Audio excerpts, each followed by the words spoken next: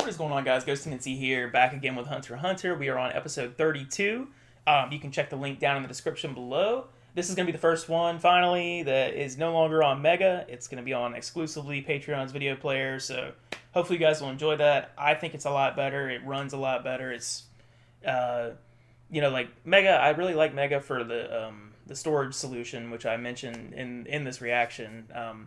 But it's just, as a video player, it sucks, honestly. So I think the Patreon player is just a lot better. It's just built right in and, just works a lot better, honestly. So hopefully you guys have been enjoying the Patreon player for Attack on Titan, and from now on we're going to be switching to that for Hunter x Hunter going forward. So yeah, the link is down below if you want to check it out. And this is just going to be my little, thoughts / review on the episode. So yeah, in this one we had the continuation of the Castro versus Hisoka fight, and honestly, there was a lot of explanation going on in this, post fight, and it kind of threw me for a loop. Like I didn't say a whole lot during a lot of the explaining because I was just like trying to kind of take it in. So here's my thing. Okay, so Hisoka is using bungee gum, an extension of his aura through Nen, right? And something texture. I don't remember. Dang it. I can't remember what it's called. Something texture. The thing that allows him to change the texture. What it visually looks like. The piece of cloth. So which is insane because like he's using that little piece of cloth, and he said it's just an ordinary piece of cloth, right? So he could change the texture of anything, right? Right? Yo, so could he just be like, hey, this wall is now a door. It now looks like a door. Can he do that to his face? Like, can he like change his face completely to someone else? It's kind of scary. Anyway, yeah, I'm getting off track a little bit here, but so he had the texture thing and the bungee gum. Now the bungee gum, from what I understand, now correct me if I'm wrong here, it seems like the bungee gum is what allowed him to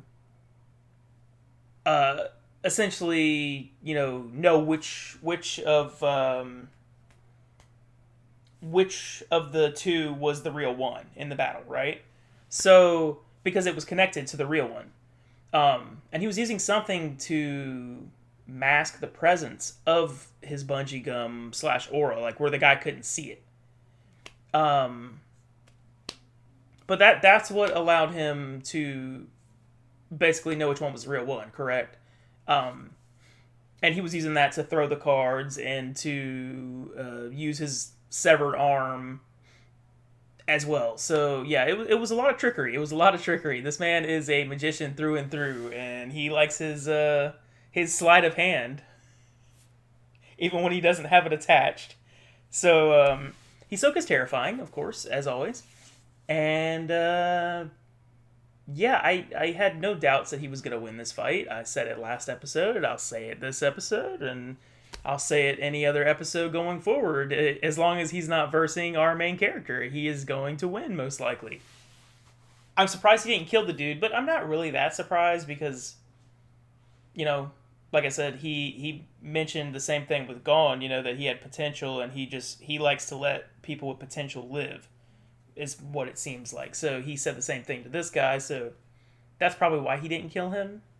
Because honestly, I don't know. Hisoka's just a weird one, man. He's...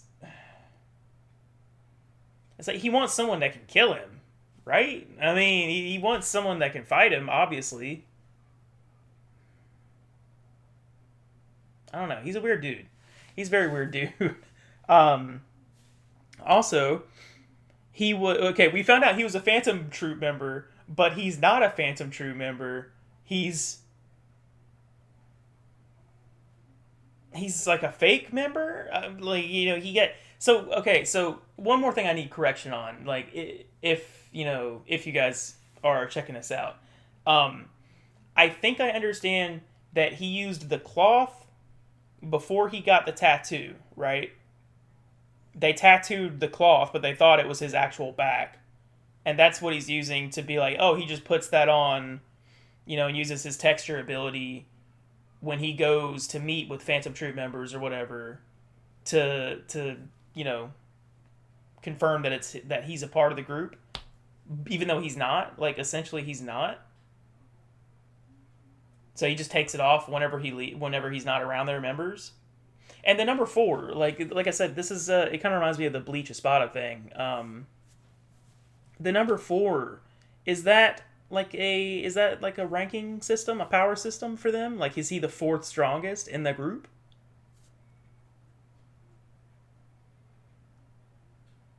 Because if so,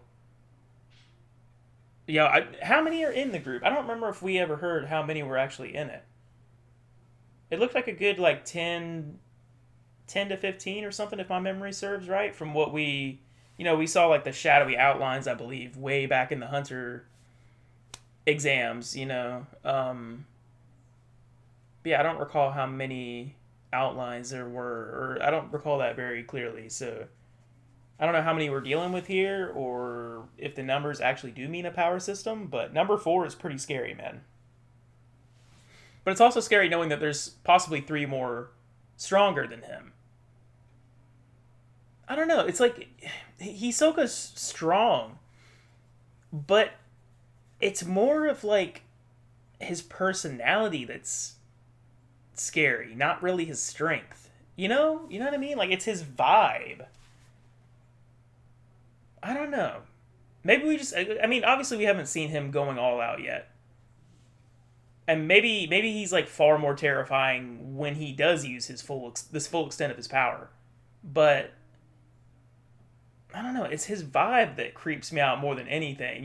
Like I don't know. I don't know how strong he actually is in terms of fighting ability. I mean, obviously he's really really good. Obviously he's very very skilled.